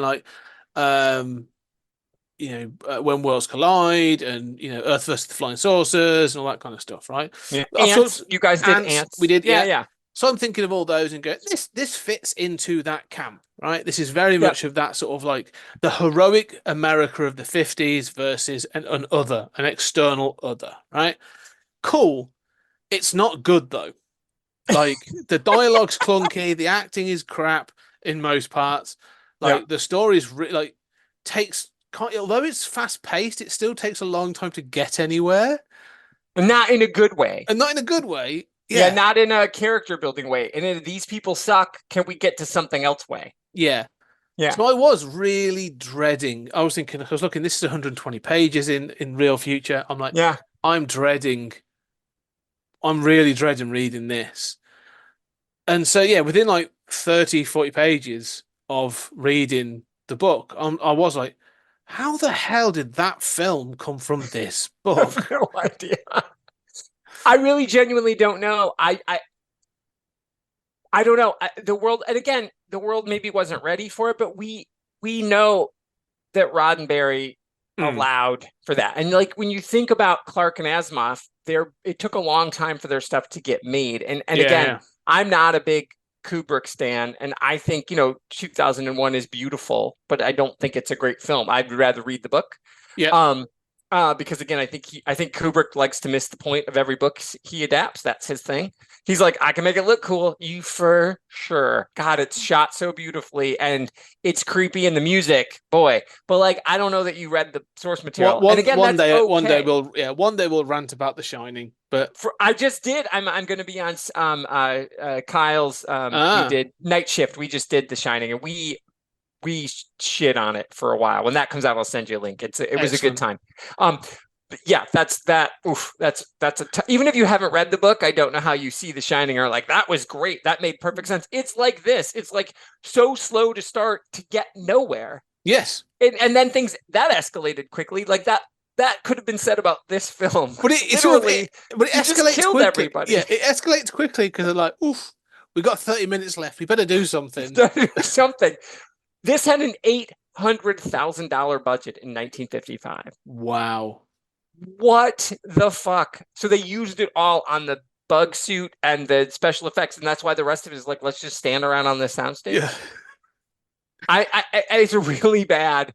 I don't know how they read it and were like, let's take, because again, sometimes like I'm all for adaptation. I'm not like the new Spiderwick Chronicles are out. I haven't watched it yet, but I'm gonna, because I like the Spiderwick books. I read them when I was a kid. Christian Slater's in it. I'm always a big fan. They had African-American family this time. That's fine. It's fiction. That's good. Like when they cast Jesse Martin on Flash, so then they needed to have an African-American woman play Iris because you pick Joe West as a black guy. So you got to have. That's fine. I didn't care. Like, I understand that comic book Irish West is a pasty redhead. That's okay. She's fictional. My feelings aren't hurt about that. Like, I'm pro adaptation. I write adaptations. I love Clueless. It's glorious. Like, I'm all for, like, The Lion King is the best way to get kids to understand Shakespeare. Like, adaptation is great. But they have to be good. They have to be. All these things I'm listing are good. That's the thing I was about to get. Terrible. Like you didn't choose. We gave it props. The choices that it made. Exeter instead of Jorgen Zarva. Yeah, fine. That's a good choice. That's it. That's the one good choice. Well, even we have literally been talking about adaptation throughout this whole series. Like, correct. Yes, you can get to Death Race from the Racer. Yeah, easy. You see it. Yeah. All right. But it's an extension of an idea, and Corman and co sort of like pulled from it. Who Goes There becomes Thing from Another World and The Thing, and you read it and you go, yeah, I can see both of those coming from this. They are adaptations, and I like them for different reasons. Correct. I prefer The Thing over it, but like I can see the purpose. Even what was it? The Rear Window and that one, like yeah. All Quite those a bit bits different. But still very good. But both of them, are good. Yeah. So you can see how Hitchcock was like, oh, what if? Exactly. How do I turn this into a visual? I've got Grace Kelly. How do I turn this into a visual? That right. Kind of exactly. But this is the one where I'm like, wow, yeah. Wow. Even at 8 o'clock in the morning, they went, right, that was an idea, but we're going to add Roddy Piper. And well, but with 8 o'clock in the morning, they understood the idea. That's a 6-page story. Yeah. And it ends the same. The hero dies at the end. It's still a downer. It's still a heroic. He's not a white savior. He dies. No. Like Carpenter got it. And talk about a slow beginning that gets you somewhere. Yes. There's and again, this is a slow beginning that gets you somewhere. You spending time with Cat, like you said, the fact that opening line, it's very Shirley Jackson, like and nobody starts, I will say forever, nobody starts anything like Shirley Jackson, but like you get a lot of meat in these first 3 paragraphs, and that is great writing. And I don't know what they were thinking. It's just like, why you owned the title This Island Earth. But was it because historically, like, I don't know, we can't go back in time to know, was it super popular at the time that they felt they had to buy the name? It isn't I like don't- The Shining. I don't understand. No, I can't seem to find anything that says this was like a super popular book. Right. It was popular enough that the serialization was collected into book form. Correct. So that tells us there was an audience for it, but I don't. There's nothing that says like this was a runaway success and sold thousands and thousands of copies. Right. It was appealing to a specific audience of 1950s sci-fi audience, but yeah, this wasn't like a mainstream hit in that sense. Like So the fact that you choose to adapt it and just like bastardize it again, I don't know what you were thinking about. It's almost like the filmmakers hated the writer. They did. No. I think the filmmakers. I think they got the rights to this. They then read it and were like, "Oh, this is kind of complex and a roller coaster ride. That's not what we want to do. We want to make another hero, chisel-jawed hero, 50 sci-fi film, B movie. That's what we're looking to do." Right? Because I think if you make it today, if you cast it today, like if we're making it now, the Cal Meacham character, and I would say not anymore because now he's all jacked and looks about it, but like you need like a Dev Patel, like you need not 2024 Dev Patel, but like 2016 Dev Patel. You need like that, like Yes. newsroom Dev Patel, right? You're like, that's the guy who you need to be Cal. You're like, he's smart, he's charming, he's charismatic, he's handsome, he does all the things, but he's also like, his brain is going to solve the problem. He doesn't Yes. have to, do what obviously Monkey he's Man. done now. I can't wait to see that, by No, the I way. see. Yeah. But Um, you know what I mean? Like that's who you cast for your hero now, is that kind of unassuming kind of, do you know what this is? Do you know what this is now? This is a Yeah. 4-part limited series, premium series on yes, HBO, I'd watch the fuck out of Apple. that. Yeah. Where each episode, all of a sudden, you're like, "Oh my god, it's about this," and then the next Yeah. episode, they're like, "No, it's about this," and then it keeps sort of like beating you around the head and going, "It's something else. It's something else." I don't to do it. You couldn't call it This Island Earth because of the connotation, because Mystery Science Theater and because the movie's so hokey. If you were to Oh, adapt it, Yeah, you I think don't you know. could get away with it? I think you could reclaim it. Oh, reclaim it. It deserves it, man. It does. Deserves to be reclaimed. It is. Of all of these, of our whole series, for the most part, like you said, I like the film. I liked all the stories. Not one of these stories was bad. Nope. In every case, I think the film not improved, but expanded a really good idea. Like I think Yes. 8:00 in the morning stands on its own. I think Thing from Other Planet stands, but I think also like these, or Who Goes There stands on its own. But I think like the films improve on it. Not that third, the Thing, improve on it. But generally, Candyman, yes. right? Candyman. I think the movie's actually better. Sorry, Barker heads, but I think the movie's better.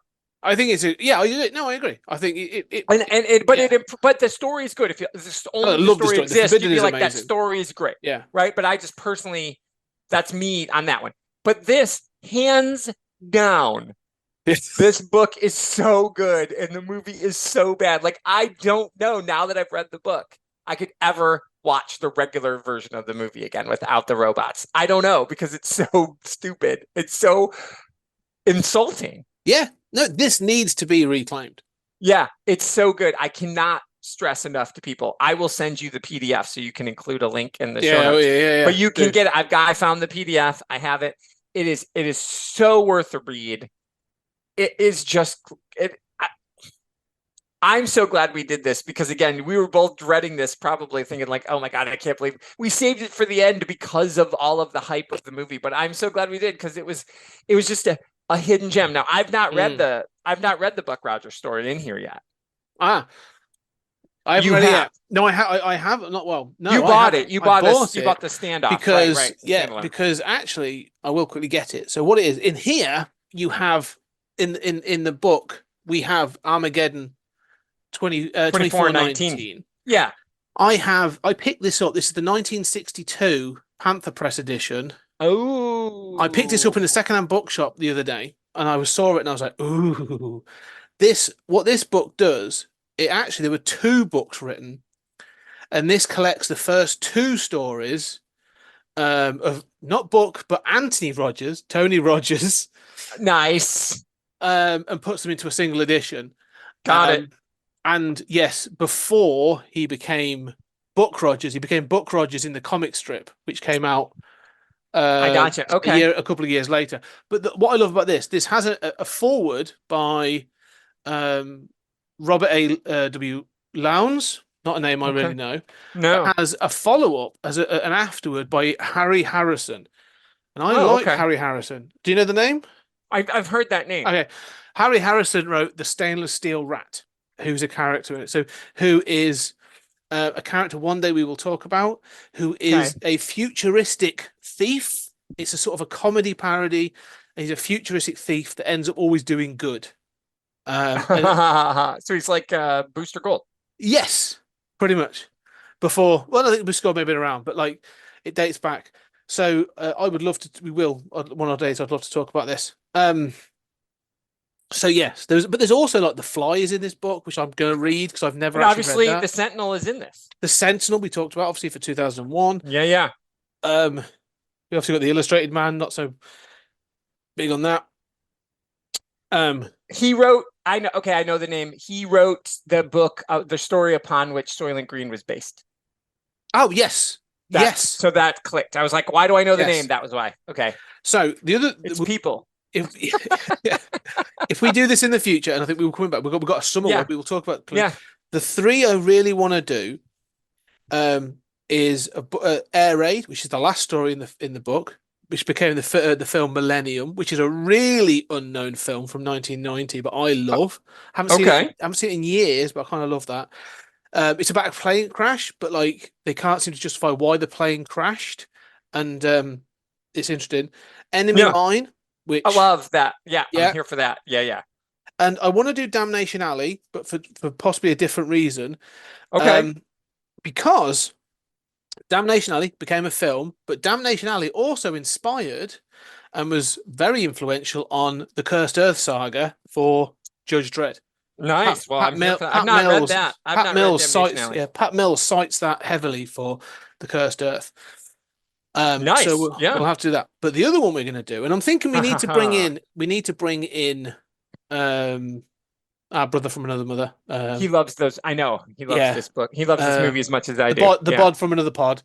We're going to be bringing in Julian Darrett, I think, to do it, because in the summer we are going to do a Hudson Hawk story. Because there is a novelization. Because everybody remember. No. Let's be clear. It's not a novelization. It's a source novel. The source novel, right? Because Bruce Willis wrote an idea, then this person wrote the novel. Yes, a novel by Jeffrey Marsh. So it's not based on a script. It's based on an idea that was then became the script. But what's interesting, because the guys from Heathers wrote Hudson Hawk. Yes. So I want to see how different this is, because Jeffrey Marsh does not get a credit in the film. He does not at all. So, but they do have Bruce's picture on the cover, and I openly love Hudson Hawk. You can listen to me wax poetic about Hudson Hawk on Spider Dan and the Secret Boys, on Secret Defenders. I have that episode. I know you're. I'm all here for that. You give me Hudson Hawk all day long. My cousin who I'm going to go see in a couple of weeks. I tortured him I made him see it, and he has always said he's forever thankful, because he's like, that movie looks dumb. I'm like, no, you got to sit and watch it with me. And to this day, there's still certain Hudson Hawk quotes that we say, and he loves it. So I'm making my next pick for VHS Strikes Back will be Hudson Hawk. I can't wait for Chris to hate it. He's gonna hate it. He's gonna hate it. It's one of my favorite Richard E. Grant performances.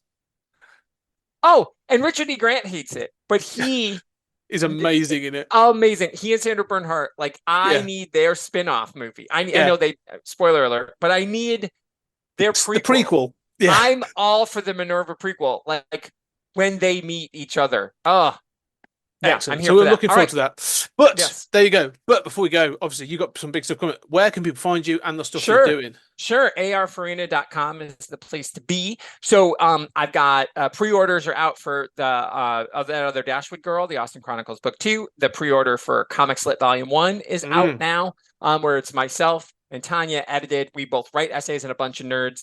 We defend comics as high art. Volume 2 will feature Mr. Scott Myself. Weatherly, who Yeah. he wasn't in volume 1 because he was busy editing something that took him away Yeah. from getting the. Maybe you can talk a little bit about that thing that kept you busy. Yeah. Oh, yes. It says what I've done. I've got there's obviously 2 books. We obviously did the original Judge Yeah. Dredd book. We did the Moon Knight book, which is what was taking me at the time. Yeah. That is now out. Yes. Waxing and Waning. So that is obviously out there. About always links on Yeah. the website. I am now working on some other stuff. We've got some other essays Yeah. coming up. We have got one coming up for Stories Out of Time and Space, which I'm currently working on. And you I've guys are working on a Stories of Time and Space essay collection. essay collection. I'm so yeah. excited about that. And I've also worked on 2 essays on Pulp Heroes for a book coming out at some point, probably late this year, early next, called Pulp to Present, which I'm very excited about. And yeah, obviously we'll do the podcast, all the Patreon as well. We've literally, it'll be coming out soon, but Julian and I have now finished trekking through the Twilight Zone. We have watched every single episode of the original Twilight Zone and talked about them. And it's been an absolute journey. So worth checking out because that's like hours of content of us talking about America's Twilight Zone. greatest science fiction writer. Yeah, Rod In my Serling opinion. does Rod some Serling great. was Yeah, the best. Rod Serling, Yeah. the man's a dude. Anyway, Yeah. so yes, so go check those out. But for now, thank you, Tony, for this whole this series. has been a treat. I mean, seriously, every time it's been a joy. I love reading the source material. I'm so glad we own these books, and I can't recommend everybody enough to go get your hands on this. If you can get Real Future. Yeah, get Real Future. I want to see copies of this going for £150 on eBay because they're so sought after this. After this, they should be 100%. Anyway, we should let you go. Tony, it's been a treat. I've enjoyed it. And ladies and Thank you, gentlemen, friend. we shall see you on the next episode.